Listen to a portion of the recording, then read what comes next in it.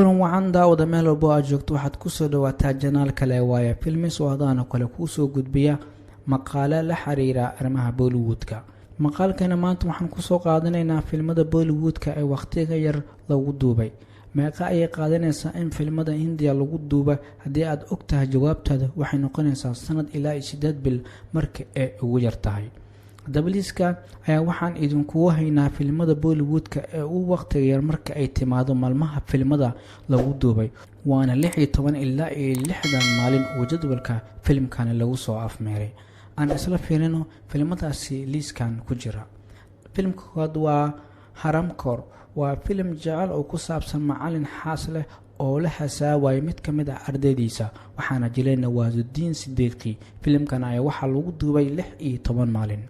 filmka labaad waa Jolie LLB 2, waa film ku saabsan nolosha lawyer ku guuleysanayo kiis haweeney ninkeeda dhintay oo lacagteeda laga dhici rabay, waxaana jiray Akshay Kumar. filmkan ayaa waxaa lagu duubay 30 maalin. filmka saddexaad waa Tano Wedisman Noritanis, waa film ay isla sameeyeen Kangana Ranaut iyo sidoo kale Armadavan, waana film heeso badan leh sidoo kale goobo badan lagu duubay, wuxuuna duubistiisa qaadatay 30 maalin.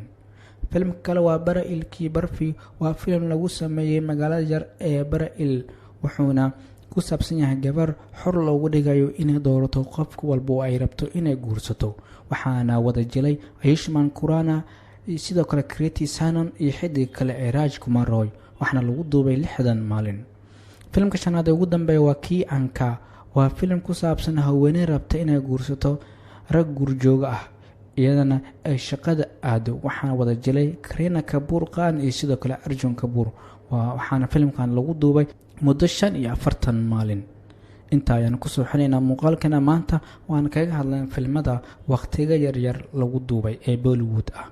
haddii aad ka yeeshaan warbixintan la wadaag asxaabtaada.